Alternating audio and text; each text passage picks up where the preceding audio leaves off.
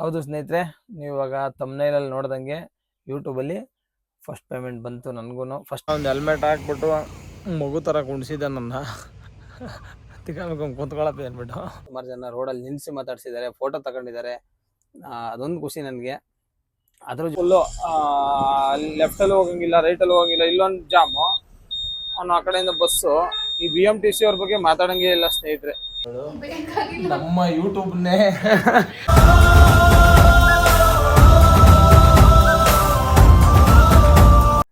ಹೌದು ಸ್ನೇಹಿತರೆ, ನೀವು ಇವಾಗ ತಮ್ನೈಲಲ್ಲಿ ನೋಡ್ದಂಗೆ ಯೂಟ್ಯೂಬಲ್ಲಿ ಫಸ್ಟ್ ಪೇಮೆಂಟ್ ಬಂತು ನನಗೂ. ಫಸ್ಟ್ ಪೇಮೆಂಟ್ ಅಲ್ಲ, ಇದು 3ನೇ ಸತಿ ಬಂದಿದೆ. ಬಟ್ ನಾನು ಏನಷ್ಟು ವೀಡಿಯೋಗಳು ಮಾಡ್ತಿರ್ಲಿಲ್ವಲ್ಲ, ಹಂಗಾಗಿ ಸುಮಾರು ದಿನ ಆದಮೇಲೆ, ತಿಂಗಳುಗಳಾದಮೇಲೆ ಬರುತ್ತೆ ಪೇಮೆಂಟು. ನಾನು ಅದೇ ಕಂಟಿನ್ಯೂಸ್ ಆಗಿ ಮಾಡ್ಕೊಂಡು ಹೋಗಿದ್ದಿದ್ರೆ ಪೇಮೆಂಟ್ ಬರ್ತಿತ್ತು. ನಾನೆಲ್ಲಿ ಮಧ್ಯ ಈ ಕಡೆ ಡ್ಯೂಟಿ ಬಿಸಿ ಮತ್ತು ಸಣ್ಣ ಪುಟ್ಟ ಕೆಲಸ, ಹಂಗಾಗಿ ವಿಡಿಯೋ ಮಾಡೋದನ್ನೇ ನಿಲ್ಲಿಸ್ಬಿಡ್ತಿದ್ದೆ. ಹಂಗಾಗಿ ಪೇಮೆಂಟ್ ಎಲ್ಲ ಬರ್ತಿರ್ಲಿಲ್ಲ. ನಂದು ಮಾನಿಟೈಸೇಷನ್ನು ಮುಂಚೆನೇ ಆಯಿತು. ಹೋದ ವರ್ಷ ಶಬರಿಮಲೆ ಒಂದು 5 ವೀಡಿಯೋ ಹಾಕಿದೆ. ಶಬರಿಮಲೆದು 5 ವೀಡಿಯೋದಲ್ಲೇ ಮಾನಿಟೈಸೇಷನ್ ಆಯಿತು. ಆವಾಗಲೇ ಒಳ್ಳೆ ವ್ಯೂಸ್ ಎಲ್ಲ ಹೋಗಿತ್ತು ನಂದು. ಸ್ಟಾರ್ಟಿಂಗಲ್ಲೇ ವ್ಯೂಸ್ ಚೆನ್ನಾಗಿ ಹೋಯಿತು. ಆಮೇಲೆ ಬರ್ತಾ ಈ ಕಡೆ ಡ್ರೈವಿಂಗು ಪ್ಲಸ್ ನಿದ್ದೆ ಇರಲಿಲ್ಲ, ಇವೆಲ್ಲ ಸಮಸ್ಯೆಯಿಂದ ಹಂಗಾಗಿ ಯೂಟ್ಯೂಬ್ ಮಾಡೋದು ಸ್ವಲ್ಪ ನಿಲ್ಲಿಸ್ಬಿಟ್ಟಿದ್ದೆ. ಸುಮ್ಮನೆ ಯಾವಾಗ ಏನೋ ಫ್ರೀ ಇರೋ ಟೈಮಲ್ಲಿ ಯೂಟ್ಯೂಬ್ ಮಾಡಾಕ್ತಿದ್ದೆ. ಇನ್ಮೇಲೆ ಕಂಟಿನ್ಯೂಸ್ ವೀಡಿಯೋ ಮಾಡೋಣ ಅಂದ್ಕೊಂಡಿದ್ದೀನಿ. ಈಗ ಕಂಟಿನ್ಯೂಸ್ ವೀಡಿಯೋಗಳು ಹಾಕ್ತಾಯಿದ್ದೀನಿ. ಯೂಟ್ಯೂಬ್ ಪೇಮೆಂಟ್ ಬಂದಿದೆ. ಎಷ್ಟು ಬಂದಿದೆ ಅಂತ ಹೋಗ್ತಾ ಮಧ್ಯದಲ್ಲಿ ಹೇಳ್ತೀನಿ, ಇಲ್ಲಾಂತಂದರೆ ಲಾಸ್ಟಲ್ಲಿ ಹೇಳ್ತೀನಿ. ನಮ್ಮ ಅಣ್ಣಂದು ಆಡ್ಬತ್ತು ಇರಿ ಒಂದು ಸಾಂಗು, 100 ಸಾಗರ ಬೇಕಂತೆ ಯೂಟ್ಯೂಬ್ ಪೇಮೆಂಟ್ ತಾಣಕ್ಕೆ. ಆಯ್ತಾ, ಯೂಟ್ಯೂಬ್ ಪೇಮೆಂಟ್ ಬಂತು.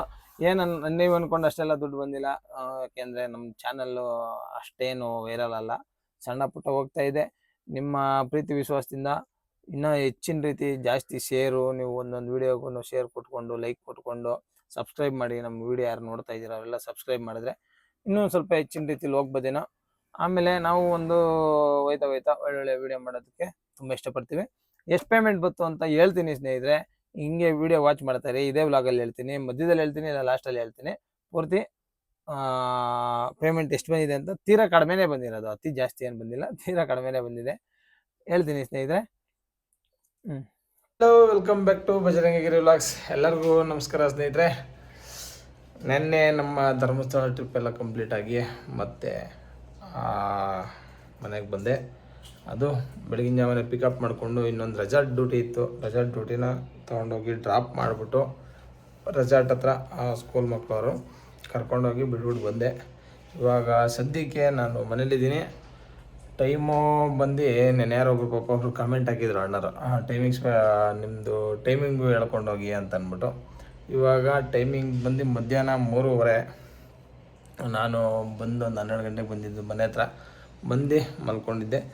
ಇವತ್ತು ತಿರ್ಗಿ ಅದೇ ಇದ್ರ ಹತ್ರ ಹೋಗಬೇಕು, ಹೋಗಿ ಮತ್ತೆ ಪಿಕಪ್ ಮಾಡೋದಿದೆ, ಪಿಕಪ್ ಮಾಡ್ಕೊಳ್ಳೋಣ. ಪಿಕಪ್ ಮಾಡಿಕೊಂಡು ಮತ್ತೆ ಅಲ್ಲಿಗೆ ಡ್ರಾಪ್ ಮಾಡಬೇಕು ಉಲ್ಲಾಳ ಉಪನಗರಕ್ಕೆ.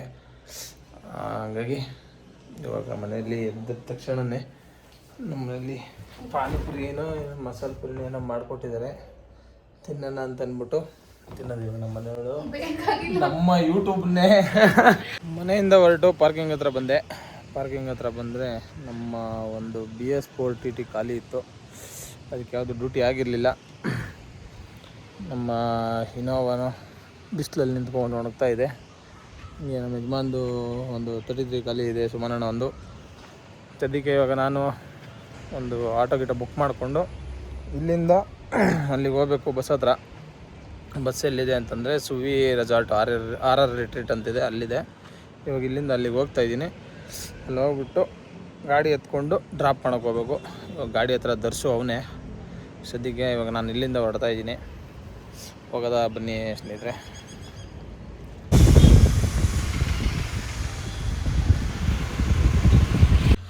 ಪಾರ್ಕಿಂಗಿಂದ ಒಂದು ರ್ಯಾಪಿಡೋ ಮಾಡಿಕೊಂಡು 2 ವೀಲರಲ್ಲಿ ಅಣ್ಣ ಒಂದು ಹೆಲ್ಮೆಟ್ ಹಾಕ್ಬಿಟ್ಟು ಮಗು ಥರ ಕುಣಿಸಿದ್ದೆ ನನ್ನ. ತಿಳ್ಕೊಂಡು ಕುಂತ್ಕೊಳ್ಳಪ್ಪ ಅಂದ್ಬಿಟ್ಟು ಹಾಕೊಂಡು ಕುತ್ಕೊಂಡು ಅಲ್ಲಿಂದ ಬಂದಿದ್ದಾದಮೇಲೆ ಗಾಡಿ ಹತ್ರ ಬಂದಿದ್ದೀವಿ. ಇಲ್ಲೇ ಇದ್ದಾರೆ ಅಣ್ಣ ಹೊರಟೋಗ್ಬಿಟ್ರು ಅಂತ ನಾನು ಮಾತಾಡ್ತಾರೆ. ನೋಡ್ರಿ ಇಲ್ಲೇ ಇದ್ದಾರೆ. ನಮ್ಮ ಗಾಡಿಗಳು 2 ಇಲ್ಲಿದ್ದಾವೆ. ನಮ್ಮದೊಂದು 50 ಸೀಟ್ರು ಮತ್ತು ನಮ್ಮ ಕೃಷ್ಣ ಟ್ರಾವೆಲ್ಸ್ ಅವ್ರದ್ದು ಒಂದು ಟಿ ಟಿ ಗಾಡಿ. ರೆಸಾರ್ಟ್ ಹತ್ರ ಬಂದಿದ್ದೀವಿ. ಬಂದೆ, ಶಿಷ್ಯ ಮಲಗಿರಂಗವನೇ, ಅವನ್ನ ನೋಡೋಣ ಏನು ಮಾಡ್ತಾಯಿದ್ದಾನೆ ಅಂತ. ಅವ್ನು ಮಲಗಿದ್ರೆ ಗೊತ್ತಲ್ಲ ಸ್ನೇಹಿತರೆ, ಎದ್ದೇಳೋದೇ ಇಲ್ಲ. ಇಲ್ದಂಗೆ ಹೋಗ್ತೀನಿ, ಯಾವ ರೇಂಜಿಗೆ ಮಲಗಿರ್ತಾನೆ ನೋಡೋಣ.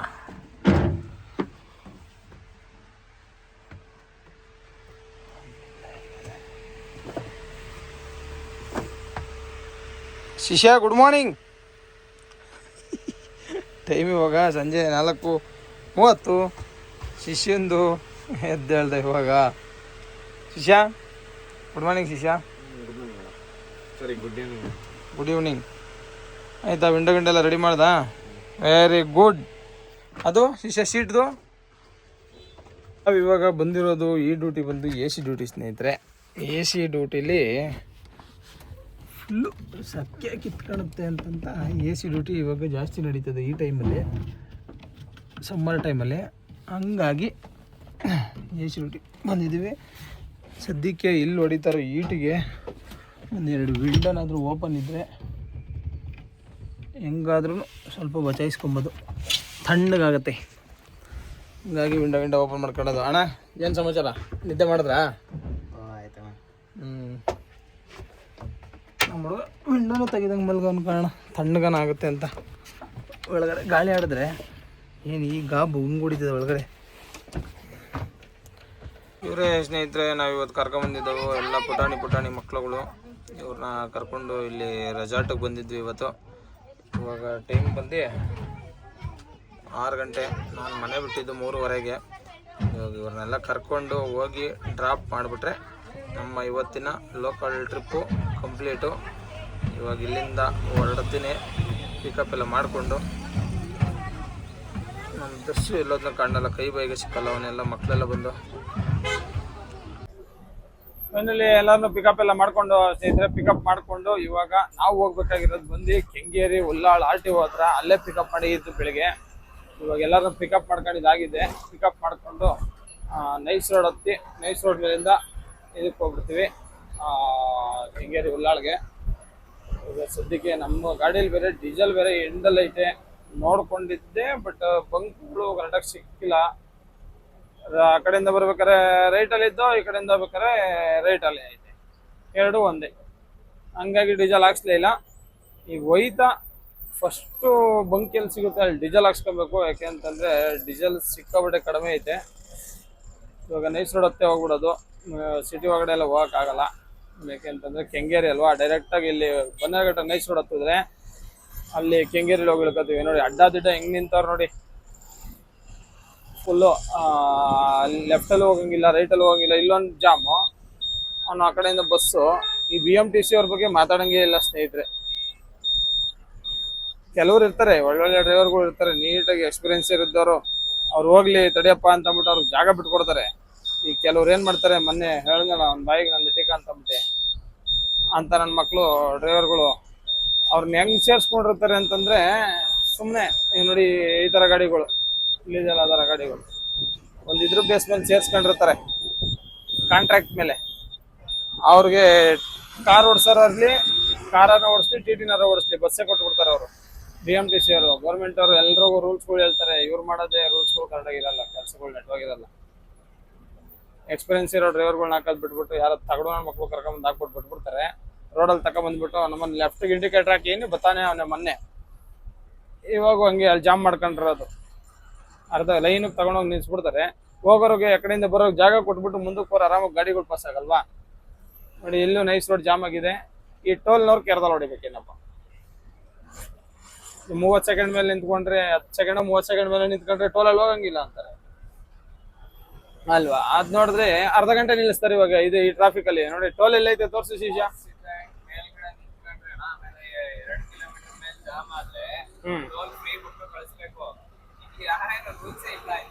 ನಮ್ಮ ಶಿಷ್ಯ ಹೇಳ್ತಾ ಇದ್ದೀನಿ ನೋಡಿ, 30 ಸೆಕೆಂಡ್ ಮೇಲೆ ನಿಂತ್ಕೊಂಡ್ರೆ ಆಮೇಲೆ 2 ಕಿಲೋಮೀಟರ್ ಜಾಮ್ ಆದ್ರೆ ಟೋಲ್ ಫ್ರೀ ಬಿಟ್ಟು ಕಳಿಸ್ಬೇಕಂತೆ. ಟೋಲ್ ಅಲ್ಲೈತೆ, ಜಾಮ್ ಇಲ್ಲಿವರೆಗೂ ಆಗೈತೆ. ಇನ್ಯಾವ ಥರ ಹೇಳಿ ನೋಡೋಣ. ಈ ಥರ ಆದರೆ ಇನ್ನು ಹೆಂಗೆ ಟೋಲ್ನವರು ಇವನ್ನೆಲ್ಲ ನೋಡ್ಬೇಕಪ್ಪ ಇವರು. ಇಲ್ಲ ಅಕಸ್ಮಾತ್ ಏನಾನ ಒಂಚೂರು ಟೋಲ್ ಮಿಸ್ ಆಗಿ ಬ್ಯಾಲೆನ್ಸ್ ಇಲ್ಲ ಅಂತಂದರೆ ಬ್ಯಾಲೆನ್ಸ್ ಹಾಕ್ಲೇಬೇಕು, ಡಬಲ್ ಟೋಲೇ ಬೇಕು. ಕ್ಯಾಶ್ ಕೊಡೋದಾದರೆ ಫೋನ್ಪೇಲಿ ಮಾಡ್ತೀವಿ ಅಂತಂದರೆ 20% ಎಕ್ಸ್ಟ್ರಾನೇ ಕಟ್ಟಬೇಕು ಅಂತೆಲ್ಲ ಹೇಳ್ತಾರೆ. ಇವರ ರೂಲ್ಸು ನಮ್ಮವೆಲ್ಲ ರೂಲ್ಸ್ ಅಲ್ಲ. ನಾವು ಮಾಡಿದ್ರೆ ಅವ್ರು ಮಾಡಿದ್ರೆ ನೇಮು, ನಾವು ಮಾಡಿದ್ರೆ ಕ್ರೈಮು. ಅಲ್ವಾ ಶಿಷ್ಯ? ಅವ್ರು ಮಾಡಿದ್ರೆ ನೇಮು, ನಾವು ಮಾಡಿದ್ರೆ ಕ್ರೈಮು. ಅಲ್ವಾ ಶಿಷ್ಯ? ಹಾಂ, ಏನು ಜನಗಳಪ್ಪ. ಓಕೆ, ಬ್ಲೂಟೂತ್ ಅಪ್ಪ. ಓಕೆ ಅಮ್ಮ, ಹಾಕ್ತೀನಿ.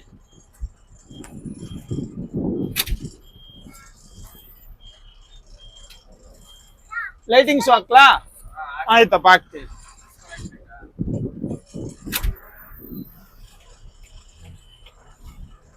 ಅಲ್ಲಿಂದ ಬಂದ್ವಿ, ನೈಸ್ ರೋಡ್ಗೆ ಎಂಟ್ರಿ ಆಗಿದ್ದೀನಿ. ಇವಾಗ ನೈಸ್ ರೋಡ್ಗೆ ಎಂಟ್ರಿ ಆಗಿ ಸುಮಾರು ಹತ್ತತ್ರ ಕನಕಪುರ ರೋಡ್ ಬಂದು ರೀಚ್ ಆಗಿದ್ದೀನಿ. ಕನಕಪುರ ರೋಡ್ಗೆ ಬಂದೆ. ಈಗ ನೆಕ್ಸ್ಟ್ ನಮ್ಗೆ ಸಿಗೋದೆ ಮೈಸೂರು ರೋಡಲ್ಲಿ ಇಳಿಸ್ಕೊಂಡು ಅಲ್ಲೇ ಎಲ್ಲರ on the way petrol bunk ಸಿಕ್ಕರೆ ಡೀಸೆಲ್ ಹಾಕ್ಸ್ಕೊಂಡು, ನಮ್ಮ ಗಾಡಿದು ಏನಕ್ಕಪ್ಪ ಡೀಸೆಲ್ದು ಯಾಕೆ ಹತ್ತತ್ರ ಇನ್ನೂ ಗಾಡೀಲಿ 120 ಲೀಟ್ರ್ ಗಂಟೆ ಇದೆ. ಬಟ್ 120 ಲೀಟ್ರ್ ಇದ್ರೂ ಗಾಡಿಗೆ ಅದು ಸಾಲಲ್ಲ.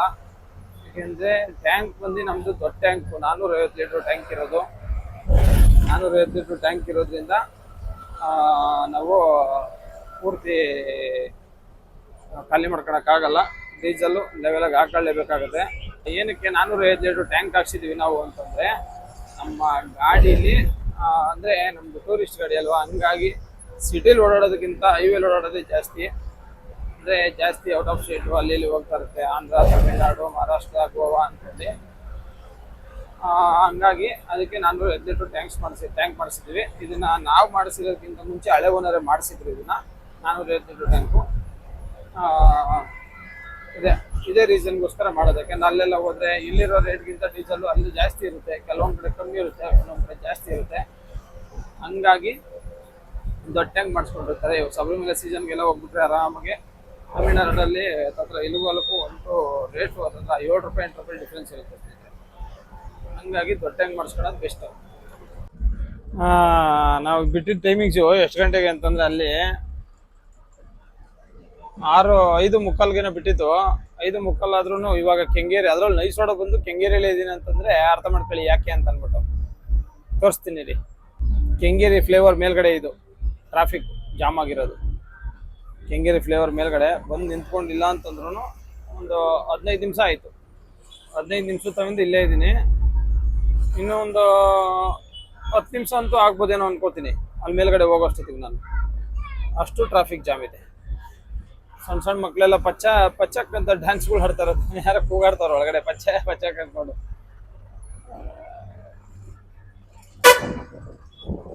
ನಮ್ಮ ಇವತ್ತಿನ ಲೋಕಲ್ ಟ್ರಿಪ್ಪು ಡ್ರಾಪ್ ಮಾಡಿದ್ವಿ ಕೆಂಗೇರಿ ಹತ್ರ. ಡ್ರಾಪ್ ಮಾಡಿಬಿಟ್ಟು ಅಲ್ಲೇ ಡೀಸೆಲ್ ಎಲ್ಲ ಹಾಕ್ಸ್ಕೊಂಡು ಆಲ್ರೆಡಿ ಕನಕಪುರ ರೋಡ್ ಕಡೆಗೆ ರೀಚ್ ಆಗಿದ್ದೀವಿ. ಇದೆಲ್ಲ ಪಿಕಪ್ ಮಾಡಿ ಡ್ರಾಪ್ ಗಿಪ್ ಎಲ್ಲ ಮಾಡೋ ಅಷ್ಟೊತ್ತಿಗೆ ನಾ ಮನೆ ಬಿಟ್ಟಾಗ 4 ಗಂಟೆ ಹತ್ತತ್ರ, ಇವಾಗ 8:15 ಆಯಿತು. 20, 40 ಎಲ್ಲ ಒಂದು 50 ಕಿಲೋಮೀಟ್ರು ಡ್ರಾಪ್ ಮಾಡೋ ಹೊತ್ತಿಗೆ, 50 ಇಲ್ಲ, ನಾವು ಒಂದು 35 ಕಿಲೋಮೀಟ್ರು ಡ್ರಾಪ್ ಮಾಡೋ ಹೊತ್ತಿಗೆ 6 ಗಂಟೆಗೆ ಹೋಗಿದ್ದು. 5:45 ಪಿಕಪ್ ಆಗಿತ್ತು. ಇವಾಗ 8:15 ಟೈಮು. ಅದತ್ರ 2.5 ಅವರ್ ಡ್ರಾಪ್ ಮಾಡಿದ್ದೀನಿ ಸ್ನೇಹಿತರೆ. ಬೆಂಗಳೂರು 40 ಕಿಲೋಮೀಟ್ರ್, 38 ಕಿಲೋಮೀಟ್ರಿಗೆ 2.5 ಅವರ್ ಜರ್ನಿ ಆಗಿದೆ. ಅಷ್ಟು ಟೈಮಿಂಗ್ಸ್ ಐತೆ ಅಂತಂದರೆ ಅರ್ಥ ಮಾಡ್ಕೊಳ್ಳಿ ಟ್ರಾಫಿಕ್ ಎಷ್ಟೈತೆ 38 ಕಿಲೋಮೀಟ್ರಿಗೆ ಅಂತ. ಇವಾಗ ಪಾರ್ಕಿಂಗ್ ಕಡೆ ಹೊರಟಿದ್ದೀನಿ. ಇವಾಗ ಗಾಡಿ ಹಾಕ್ಬಿಟ್ಟು ಇನ್ನು ನಾಳೆ ಡ್ಯೂಟಿ ಬಂದ್ಬಿಟ್ಟು ಇಲ್ಲೇ ಒಂದು ಲೋಕಲ್ ಮದುವೆ ಬಡಗೆ ತಗೊಂಡಿದ್ದೀನಿ. ಒಳ್ಳೊಳ್ಳೆ ಮದುವೆ ಮಾಡಿಸ್ತಾ ಇದೀವಿ ನಾವು ಕರ್ಕೊಂಡೋಗಿ. ನಾಳೆ ಆರವಳ್ಳಿ ಹತ್ರ ಮದುವೆ ಬಡಗೆ ಇರೋದು. ಮದುವೆ ಎಲ್ಲ ಮುಗಿಸ್ಕೊಂಡು 2 ಡೇಸ್ ಟ್ರಿಪ್ ಅದು ಆರವಳ್ಳಿಯಲ್ಲಿ ಇರ್ತೀನಿ. ನಾಳೆ 2 ದಿನ ನಾನು. ಅದಾದಮೇಲೆ ನಾಳಿದ್ದು ಪವನ್ಗೆ ಈ ಗಾಡಿ ಕೊಟ್ಟು ಕಳಿಸ್ಬಿಟ್ಟು ಯಾದಗಿರಿ ಕಳಿಸ್ತಾ ಇದ್ದೀನಿ. ಇನ್ನೊಂದು ಗಾಡಿ 1 ಅವರ್ ಹೋಗಿದೆ, ಅದು ನಮ್ಮ ಶ್ರೀನಿವಾಸ ತೊಗೊಂಡೋಗಿದ್ದಾನೆ. ಓಕೆ ಸ್ನೇಹಿತರೆ, ಇವಾಗ ಪಾರ್ಕಿಂಗ್ ಹತ್ರ ಹೋಗ್ಬಿಟ್ಟು ಒಂದು 2 ನಿಮಿಷ ಗಾಡಿ ಸೌಂಡ್ ಗಿಂಡೆಲ್ಲ ಸ್ಲೋ ಆದಮೇಲೆ ಕುತ್ಕೊಂಡು ನಮ್ಮದು ಯೂಟ್ಯೂಬಲ್ಲಿ ಎಷ್ಟು ದುಡ್ಡು ಬಂತು ಏನು ಎತ್ತ ಎಲ್ಲ ಹೇಳ್ತೀನಿ. ಬನ್ನಿ, ಒಂದು 10 ನಿಮಿಷ ಪಾರ್ಕಿಂಗ್ ರೀಚ್ ಆಗ್ತೀನಿ. ಇವಾಗೆಲ್ಲ ಸ್ವಲ್ಪ ಸೌಂಡ್ ಇದೆ, ಡಿಸ್ಟರ್ಬೆನ್ಸು. ರೋಡಲ್ಲಿ ಹೋಗ್ತಾ ಇದ್ದೀನಿ, ಬಟ್ ಕ್ಲಿಯರಿಟಿಯಾಗಿ ಹೇಳೋಕ್ಕಾಗಲ್ಲ. ಹಂಗಾಗಿ ಅಲ್ಲೋಗಿ ಕುತ್ಕೊಂಡು ನಿಮ್ಗೆ ಆರಾಮಾಗಿ ಹೇಳ್ತೀನಿ. ಕೊನೆಗೆ ಡ್ರಾಪ್ ಗಿಪ್ ಎಲ್ಲ ಆಯಿತು ಸ್ನೇಹಿತರೆ. ಡ್ರಾಪ್ ಮಾಡಿಬಿಟ್ಟು ಪಾರ್ಕಿಂಗ್ ಹತ್ರ ಬಂದೆ. ಅವಾಗ ಹೇಳ್ದಂಗೆ ಯೂಟ್ಯೂಬಲ್ಲಿ ಎಷ್ಟು ಬಂದಿದೆ ಅಂತಂದ್ಬಿಟ್ಟು ಹೇಳ್ತೀನಿ ಅಂತಂದ್ಬಿಟ್ಟು ಹೇಳಿದ್ದೆ. ನನಗೆ ಹತ್ತತ್ರ ಒಂದು ಸುಮಾರು ನಿಲ್ಲಿಸಿದ್ದೆ, ಹಂಗಾಗಿ ವೀಡಿಯೋ ಮಾಡ್ತಿರ್ಲಿವಲ್ಲ, ಸುಮಾರು ದಿನ ಆಗ್ಬಿಟ್ಟಿತ್ತು ವೀಡಿಯೋ ಎಲ್ಲ ಮಾಡಿ. ಟೋಟಲಾಗಿ ಅಮೌಂಟ್ ಎಷ್ಟು ಬಂದಿದೆ ಅಂತಂದರೆ ಒಟ್ಟು 4 ತಿಂಗಳದ್ದು, ಇದು 4 ತಿಂಗಳದ್ದು 3 ತಿಂಗಳದ್ದು, ಒಟ್ಟು 2 ಸತಿ 3ನೇ ಸತಿ ಬಂದಿರೋದು. ಕಡಿಮೆನೇ ಬಂದಿರೋದು, ಏನು ಅಂಥ ದುಡ್ಡೇನು ಬಂದಿಲ್ಲ. ಏನು ಹತ್ತತ್ರ ಒಂದು 12-13 ಸಾವಿರ 12-13 ಸಾವಿರ ಅಷ್ಟೇ ಬಂದಿರೋದು ಸ್ನೇಹಿತರೆ ಸದ್ಯಕ್ಕೆ. ಯಾಕೆ ಅಂತಂದರೆ ಫಾಲೋವರ್ಸ್ ಇನ್ನೂ ವ್ಯೂಸ್ ಎಲ್ಲ ಕಡಿಮೆ ಹೋಗ್ತೈತಲ್ಲ ನಂದು, ಹಂಗಾಗಿ ನಾನು ಸ್ಟಾರ್ಟ್ ಮಾಡಿ ಕಂಟಿನ್ಯೂ ಆಗಿ ವೀಡಿಯೋ ಮಾಡಿದ್ದಿದ್ರೆ ಏನೋ ಆಗಿರೋದು. ಬಟ್ ಸ್ವಲ್ಪ ವೀಡಿಯೋ ಮಾಡೋದೆಲ್ಲ ನಿಲ್ಲಿಸ್ಬಿಟ್ಟಿದೆ. ಇಲ್ಲಿ ಟ್ರಿಪ್ ಹೋಯ್ತಿರಲಿಲ್ಲ, ಬರೀ ಗಾಡಿ ಬಾಡಿ ಬಿಲ್ಡಿಗೆ ಬಿಟ್ಟಿದ್ದೆ. ಒಂದು 2 50 ಸೀಟ್ರ್ ಬಿಟ್ಟಿದ್ದೆ. 50 ಸೀಟ್ರ್ ಒಂದು ನಮ್ದು ರೆಡಿ ಮಾಡೋಕ್ಕೆ ಬಿಟ್ಟಿದ್ದೆ. ಆವಾಗ ಅದ್ರ ಕಡೆ ಸ್ವಲ್ಪ ಗಮನ ಕೊಟ್ಟೆ. ಆಮೇಲೆ 35 ಕುಂದಾಪುರದಲ್ಲಿ ಬಿಟ್ಟಿದ್ದೆ, ಆವಾಗ ಅದ್ರ ಕಡೆ ಗಮನ ಕೊಟ್ಟೆ. ವೀಡಿಯೋ ಮಾಡೋ ಮೂಡೇ ಇರಲಿಲ್ಲ, ಹಂಗಾಗಿ ಸ್ನೇಹಿತರೆ ಸ್ವಲ್ಪ ಕಡಿಮೆ ಬಂತು. ಇದನ್ನು ಯೂಟ್ಯೂಬಲ್ಲಿ ಹೇಳ್ಬೇಕಿತ್ತು, ಹೇಳ್ಬಾರ್ದು ಅಂತ ಗೊತ್ತಿರಲಿಲ್ಲ ನನಗೆ. ಒಟ್ಟು ಹೇಳಿದ್ದೀನಿ, ಅದು ಏನಾಗುತ್ತೆ ಆಮೇಲೆ ನೋಡ್ಕೊಳ್ಳೋಣ. ಯಾರೋ ಸುಮಾರು ಜನ ಫಸ್ಟ್ ಪೇಮೆಂಟ್ ಅಂತ ಹಾಕಿದ್ರಲ್ಲ, ಅದರಲ್ಲಿ ಎಲ್ಲ ಹೇಳ್ತಿರ್ಲಿಲ್ಲ. ಅದೇನೋ 4 ಸೋಪಿನ ಡಬ್ಬ, 8 ಸೋಪಿನ ಡಬ್ಬ, 8 ಸೋಪಿನ ಡಬ್ಬಕ್ಕೆ 4 ಸೋಪಿನ ಡಬ್ಬ ಹಾಕೋರು ಎಷ್ಟು ಬರುತ್ತೋ ಅಷ್ಟು ದುಡ್ಡು ಬಂದಿದೆ ಅಂತೆಲ್ಲ ಹೇಳ್ತಿದ್ರು. ನಾನು ಓಪನಾಗಿ ಹೇಳಿದ್ದೀನಿ, 13,000 ಗಂಟೆ ಬಂದಿದೆ ಅಷ್ಟೇ ಸ್ನೇಹಿತರೆ. ನೋಡೋಣ ಮುಂದಿನ ದಿನಗಳಲ್ಲಿ. ಇದನ್ನು 13,000 ರೂಪಾಯಿಲಿ ನಾನು ವೀಡಿಯೋದಲ್ಲಿ ಏನು ಹೇಳಿದೆ ಅದೇ ಥರನೇ ಇದನ್ನು ಎಷ್ಟು 60% 40% ಅಂತ ಹೇಳಿದೆ ಅಲ್ವಾ. 40%ನ ಏನು ಮಾಡಬೇಕು ಅಂತ ನೀವೇ ಕಮೆಂಟ್ ಮುಖಾಂತರ ತಿಳಿಸಿ, ಅದನ್ನು ಹಂಗೆ ಮಾಡ್ತೀನಿ ಸ್ನೇಹಿತರೆ. ಓಕೆ, ನಮ್ಮ ಚಾನಲ್ನ ಶೇರ್ ಮಾಡಿ, ಸಬ್ಸ್ಕ್ರೈಬ್ ಮಾಡಿ ಅಂತ ಕೇಳ್ಕೊಳಕ್ಕೆ ಇಷ್ಟಪಡ್ತೀನಿ. ಇನ್ನು ಹೆಚ್ಚಿನ ರೀತಿಯಲ್ಲಿ ಬೆಳೆಸಿ, ಇದೇ ಥರನೇ ಕಂಟಿನ್ಯೂ. ಇವಾಗ ಹೆಂಗೆ 60-40 ಏನಿದೆ ಇದೇ ಕಂಟಿನ್ಯೂ ಮಾಡ್ಕೊಂಡು ಹೋಗ್ತೀನಿ. ಈಗಂತಲ್ಲ, ನಾನು ದುಡಿಯೋದೇ ಸಾಕು ನನಗೆ. ನಾನೇನು ಗಾಡೀಲಿ ಸಂಪಾದನೆ ಮಾಡ್ಕೊತೀನಿ, ನಾನೇನು ಕಷ್ಟಪಟ್ಟು ದುಡಿತೀನಿ, ಅದೇ ಸಾಕು ನನಗೆ. ಈ ಯೂಟ್ಯೂಬ್ ಮಾಡೋದ್ರಿಂದ ನನಗೆ ಏನು ಉಪಯೋಗ ಐತೆ ಅಂತಂದರೆ, ಸುಮಾರು ಜನ ಗುರುತಿಸ್ತಾರೆ, ಒಂದು ಸಿಕ್ಕಿದಾಗೆಲ್ಲ ಮಾತಾಡಿಸ್ತಾರೆ, ನೀವು ಬಜರಂಗಿ ಗಿರಿ ಅಲ್ವಾ ಅಂತಂದ್ಬಿಟ್ಟು. ಸುಮಾರು ಜನ ರೋಡಲ್ಲಿ ನಿಲ್ಲಿಸಿ ಮಾತಾಡ್ಸಿದ್ದಾರೆ, ಫೋಟೋ ತಗೊಂಡಿದ್ದಾರೆ, ಅದೊಂದು ಖುಷಿ ನನಗೆ. ಅದ್ರ ಜೊತೆಗೆ ಸುಮಾರು ಜನ ಕಾಲ್ ಮಾಡ್ತಾರೆ, ನನ್ನ ನಂಬರ್ಗೆ ಕಾಲ್ ಮಾಡಿ ಪೇಮೆಂಟ್ ಇದು ವೆಹಿಕಲ್ ಬುಕ್ಕಿಂಗ್ ಎಲ್ಲ ಮಾಡ್ತಾರೆ. ಬಸ್ ಬುಕ್ ಮಾಡ್ತಾರೆ, ಟಿ ಟಿ ಬುಕ್ ಮಾಡ್ಕೊತಾರೆ, ಕಾರ್ ಬುಕ್ ಮಾಡ್ಕೊತಾರೆ. ಶಬರಿಮಲೆ ಸೀಸನಲ್ಲಿ ಸುಮಾರು ಜನ ನಮ್ಮ ಯೂಟ್ಯೂಬ್ ನೋಡಿ ಮತ್ತು ಇನ್ಸ್ಟಾಗ್ರಾಮ್ ಪೇಜ್ ನೋಡಿ ಗಾಡಿಗಳು ಬುಕ್ ಮಾಡ್ಕೊಂಡಿರೋದು. ಹಂಗಾಗಿ ನಾನು ಯೂಟ್ಯೂಬ್ ಮಾಡ್ತೀನಿ ಮತ್ತು ಇನ್ಸ್ಟಾಗ್ರಾಮ್ ಮಾಡ್ತೀನಿ, ಬೇರೆ ಯಾವುದೇ ಉದ್ದೇಶ ಇಲ್ಲ ನನಗೆ. ಇದರಲ್ಲಿ ಸಂಪಾದನೆ ಮಾಡಬೇಕು ಅಂತೇನಿಲ್ಲ, ಇನ್ಸ್ಟಾಗ್ರಾಮಲ್ಲಿ ಯೂಟ್ಯೂಬಲ್ಲಿ ಇದರಲ್ಲೆಲ್ಲ ಸಂಪಾದನೆ ಮಾಡಬೇಕು ಅಂತೇನಿಲ್ಲ. ನಾನು ಅವಾಗಿಂದನೂ ಸಂಪಾದನೆ ಮಾಡ್ಕೊಂಡ್ಬಂದಿರೋದು ಗಾಡಿಲೇ. ನನ್ನ ಕೆಲಸ ಅಂತ ಸ್ಟಾರ್ಟ್ ಮಾಡಿದ್ದೆ, ಎಲ್ಲ ಥರನೂ ಕೆಲಸ ಸ್ಟಾರ್ಟ್ ಮಾಡಿದ್ದೀನಿ. ನನ್ನ ಕೈ ಹಿಡ್ಕೊಂಡಿರೋದು ವೆಹಿಕಲ್ ಡಿಪಾರ್ಟ್ಮೆಂಟು, ಅದರಲ್ಲೇ ಮಾಡ್ಕೊಂಡು ಹೋಗ್ತೀನಿ, ಅದರಲ್ಲೇ ಮುಂದುವರಿತೀನಿ. ಬಟ್ ಇದರಲ್ಲೆಲ್ಲ ನನಗೇನು ಬೇಕು ಅಂತೇನಿಲ್ಲ, ಮಾಡಬೇಕು. ಇವಾಗ ಹೇಳಿದ್ನಲ್ಲ, ನನಗೊಂದು ಬುಕ್ಕಿಂಗ್ಸು ಮತ್ತು ಜನ ನೋಡಿ ನಾನು ಕಂಡುಹಿಡಿತಾರೆ ಅನ್ನೋ ವಿಚಾರಕ್ಕೆ ವ್ಲಾಗ್ ಮಾಡ್ತೀನಿ ಮತ್ತು ಇನ್ಸ್ಟಾಗ್ರಾಮ್ ಮಾಡ್ತೀನಿ. ಓಕೆ ಸ್ನೇಹಿತರೆ, ಮುಂದಿನ ವಿಡಿಯೋದಲ್ಲಿ ಸಿಗೋಣ. ಎಲ್ಲರಿಗೂ ಬೈ ಬೈ. ಚತುರ್ದಶ ಭುವನ ಭಯಂಕರನಾದ ಲಂಕೇಶ್ವರ ರಾವಣ